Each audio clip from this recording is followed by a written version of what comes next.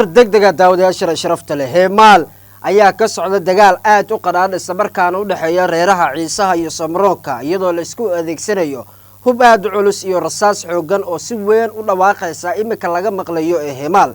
xaaladdu ayaa faraha ka sii baxday iyadoo wararka hordhaca laga helayo dagaalka halkaasi ayaa la sheegay inuu yeeshay dhinacyo badan isla markaana dhawaqa rasaas laga maqlayo deegaanada ay ka mid tahay galmadooba jidhe ilaa iyo heemaal ayaa ka mid ah saaka dagaalkii ugu xooganaa ayaa ka socda galbeedka Soomaaliland isla markaana isku farasaaraan reeraha Ciisaha iyo Samroonka xiisada ayaa wali taagan manacada qasaaraha rasmiga ee ka dhashay dagaalka iyadoo la soo tabinayo in halkaas ay ka dhashay qasaaro kala duwan isugu jirta dhimasho iyo dhaawac laakiin la heli waayo xaqiiqda xogta rasmiga galmadooba jidhe ilaa iyo heemaal ayaa si toos ah ugu socda dagaalka isla markaana faraha ayuu ka sii baxay dagaalkaasi ayaa isaguna ay ka mid tahay meelahaasi heemaal meelaha ugu muhiimsan isla markaana labadan reerood ay ku loolamayaan saaka ilaa iyo jidhe ayaa ka mid ah meelaha sida xooga saaka la iskugu farsaaray gadabuursaha iyo Samroonka gadabuursaha iyo Ciisaan iraahday ayaa halkaas isku baabiinaya dagaalka ayuu sidoo kale yeeshay dhowr jiho isla markaana iyadoo xaaladda fooda la isdaray isla markaana halkaas ay ka dhasheen qasaaro kala duwan isugu jirta dhimasho iyo dhaawac Samroon ayaa wacad ku martay in Ciisaha halkaas ay ka saari doonto isla markaana marnaba aysan aqbali doonin in Ciisaha halkaas uu sii joogo iyagoona ay sheegeen galmadooba iyo heemaal ilaa iyo jidhe inay ka saari doonaan isla markaana dhulkaasi uu noqon doono dhul gadabuurse oo rasmi ah iyagoona ay sheegeen inaysan marnaba aqbali doonin in Ciisaha inta ka badan gumaysi uu ku hayo jabhad horle oo beesha Ciise ayaa ka yimid dhanka Itoobiya oo ka soo galay shalay ayaa idin sheegay in jabhadda Ciise ay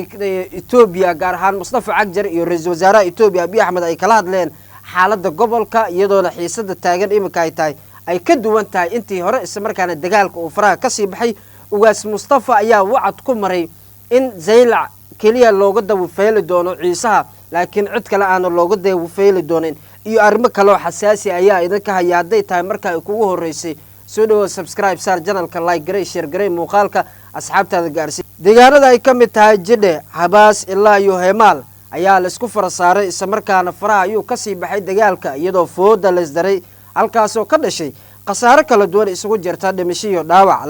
lama ogase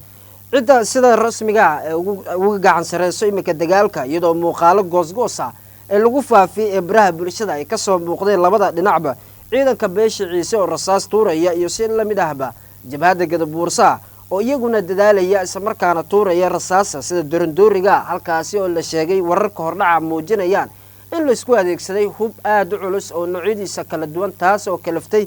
in dagaalka oo faraha ka sii baxo xadkiisa ilaa iyo jidhe heemaal iyo saddexdaan deegaan ay gaadhaan isla markaana xiisada faraha ay ka sii baxdo dagaalka ayaa wali u socda iyadoona dhaqdhaqaaqi ugu dambeeyay halkaasi ay ka socdaan ciidamo ayaa halkaasi iyaguna la sheegay inay ka yimaadeen dhanka Itoobiya isla markaana u soo gurmaday jabhadda Ciise waa yahay meelaha dagaalka sida aadka u gaaray ayaa ka mid ah Sheedheer oo shalay ciidanka jabhadda Ciise ay la wareegeen isla markaana ay dul joogeen ilaa iyo shalay ilaa maanta ayaa ciidanka madaniga gadabuursaha halkaas isku heleen dagaal culus ayaa saaka ka socda iyadoona Sheedheer kadib iyadoona la sheegay in beesha Samroon ay weerarkiisa ay ku qaadeen ciidamada madaniga beesha Ciise halkaas joogay isla markaana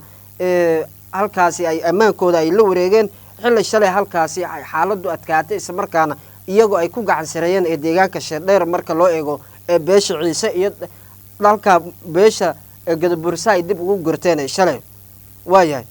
waxaa la sheegaa warar kale oo soo baxaya in beesha Ciise lagu furtay ilaa iyo 20 qori oo qaniimo ah waa sida iyagoo ay sheegayaan reeraha gadabuursaha isla markaana 20 kaas qori ay ka furteen reerahaasi Ciise xaaladdu ayaa faraha ka sii baxday waxaase magaalada Baki ayaa iyaduna suuragal ah in dagaalku ka qarxo mar kale isla markaana xaaladdu ay sii xumaato Sheedheer oo ay deegaan ahaan isla markaana ay leedahay beesha Ciise ayaa si la mid ah magaalada Boorama u jirta dhanka kale 45 kilomitir taas oo muujinaysa baaxadda dhulka gobolka isla markaana iyadoona la sheegay in beesha Ciise dhammaan dhulalkaasi ay leeyihiin iyaguna ay tahay cid xaq u leh waxaase arrimaha in faraha ay ka sii baxeen dagaalka halkaas ka socda isla markaana u dhaxeeya reeraha Ciisaha iyo Samroonka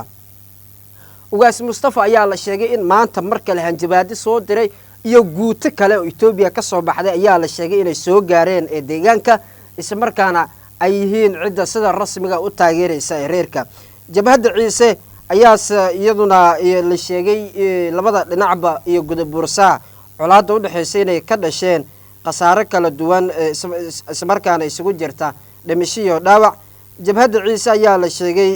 iyaguna inay qaadeen weeraradii ugu dambeeyay iyo dadaaladii ugu dambeeyay dagaalka oo jihooyin badan ayaa ka socda isla markaana gobolka Salal iyo deegaano hoos yimaada degmada Lughaya dagaalka ayaa u dhaxeeya jabhadda ciisaha oo in muddo ay isfarsaareen isla markaana dagaal qadaadh uu kala dhaxeeyay ee reerka Samaroon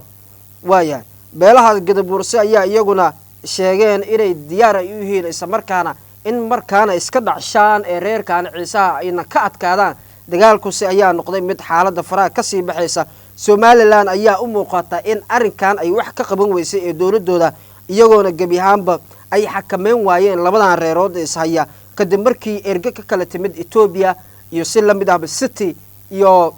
Djibouti ee magaalada Hargeysa dawladda Somaliland halkaas ka eriiday isla markaana ay sheegtay in aan loo baahneen ayaa mar kale dagaalka qarxay iyadoona la sheegay cidda sida rasmiga dagaalkan u hogaaminaysa isla markaana gacanta ku hayso ay tahay ugaas mustafa ayaa la sheegay inuu yahay cidda sida rasmiga dagaalka gacanta ugu hayso dagaalka hajuugsada hadii yiraahdana inuu istaagi doono hadii uu diidana isla markaana ayaa la sheegay in dagaalku sii socon doono oo dhamaad uusan lahaan doonin dagaalka ayaa la sheegay in ugaaska oo kaliya hal kelmad afkiisa ka soo baxdo ay ku xidhan tahay ee dagaalkan waayay maxaa kale ku xigo waay dagaalka culus ee saaka ka socda deegaanka Himaal ayaa la isku adeegsaday hub aad u culus waa hub aan hore la isku adeegsaday isla markaana reeraha Ciise iyo Samaroonka isku adeegsaday shalay ayay ahayd marka halka inuu ku baahinay Mustafa Cagjar kadib markii uu la kulmay ugaaska guud ee beesha Ciise ugaas Mustafa in xaaladdu faraha ay ka sii baxday isla markaana loo balan qaaday ugaas Mustafa hub iyo taageero culus si ay iskaga dhacshaan kadib markii ugaas Mustafa u bandhigay Mustafa Cagjar in xaaladdu faraha ay ka sii baxday Cabdiraxmaan Cirro iyo reerka Samaroon ay diideen gabi ahaanba wax nabad la yiraahdo halkaas ay diiday inay qaataan nabad loo wada dhayahay isagoona ugaas Mustafa carabkiisa ku adkeeyay in xaaladda intaan ka badan loo adkeysan karin walaalaha Etoobiyana looga baahan yahay in garab xoogan ay baxshaan isla markaana si dagaalka looga adkaado madaxweynaha dalka Djibouti Ismaaciil Cumar Geele ayaa la sheegay in arrinkan uu soo farageliyay isla markaana khadka telefoonka wada hadal ay ku dhaxmaray isaga iyo ugaaska guud ee beesha Ciise ugaas Mustafa oo la sheegay inay ka wada hadleen ee arrinkan ee colaadda u dhaxaysa waxaase la sheegaa inay ay ka mid ahaayeen arrimo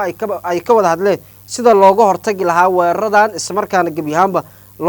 loo soo afjari lahaa ee dagaalkan ee looga kala adkaan lahaa waxayse sheegeen beesha ugaas Mustafa ayaa iyaduna la sheegay inuu kala hadlay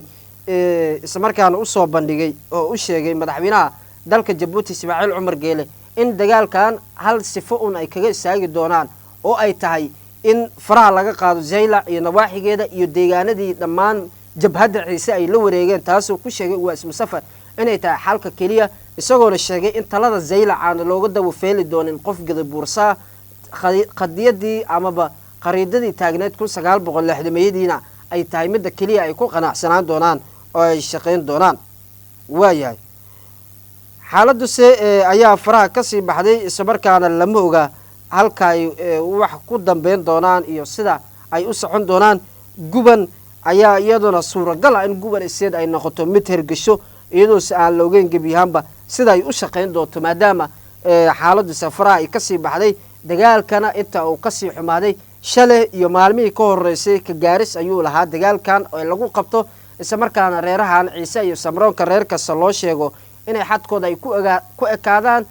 dagaalna ay sii abuurin laakiin dawladda Somaliland oo la sheegay inay la safatay reerka Samaro isla markaana ay eriyaday ergadii ee ka kala timid Djibouti iyo si la mid ahba Ethiopia ayaa la sheegay in arrinkan uu kalafay in beesha Ciise ay sii qaaday cara aad u xoogan oo mar kale isla markaana sababay inuu dagaalku sii xoogaysto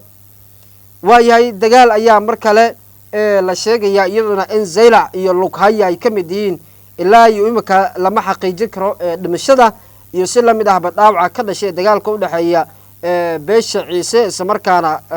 iyo si la mid ahba reerka Gadabuursa ayaa dagaalku uu sii gaaray Zaylac ilaa iyo Lughaya xaaladdu ayaa faraha ka sii baxday lama xakameyn karo dagaalkan ayaa deegaano badan Soomaaliland gaar ahaan galbeedka Soomaaliland waana markii ugu horeysay oo intaan deegaana reeraha Ciise iyo Samroon ka saayeen hal maalin qudha dagaalka intaan uu ku sii fido weliba saacado gudahooda dagaal ayaa ka socda gudaha iyo agaarka tuulada loo yaqaan Habaas oo xuduudda Itoobiya u jirto 2 kiiloomitir xariiradna u jirto 17 kiiloomitir dagaalka ayaa bilaabmay xooga biibida ay Habaas u dhow ilaa imikana waa uu sii socda dagaalka faraha ayuu ka sii baxday saaka ayaa la sheegay inuu ka socdo jihooyin fara badan sida Jidhe Heemaal iyo deegaanaha ay ka mid tahay Usuli iyo Jaleevan ayaa ka mid ah meelaha sida aadka la iskugu farsaaray isla markaana labada reerood isku baxsanayaan xaaladdu lama oga oo faraha ay ka sii baxday khasaaraha ayaa aad u ballaadhay isla markaana dagaalku faraha ayuu ka sii baxay waayahay Ciise iyo Samroonka maxaa xal u ah hadaba miyayse ku kala adkaan doonaa ee dagaalka halka jabhadda Ciise ay wacday ku martay inuu kani yahay dagaalkii iyo duulaankii kama dambeeska ahaa ee reerkan ay qaadi doonaa isla markaana ay isku soo afjari doonaa dhammaan ee Samroonka Samroon ayay sheegeen in iyaguna deegaanadii ee laga qabsaday ay gacanta dib ugu soo ceshan doonaan iyaguna halkaas ay ku dhiman doonaan mooyee aysan faraha ka qaadi doonin wixii warar kale ku saabsan arrimahaas ee galbeedka Soomaaliland ka socda gaar ahaan deegaanada dhammaan ay idin soo xusay ay ugu horeyso Zaylac iyo Lughaya halkaan ayaad kala socon doontaan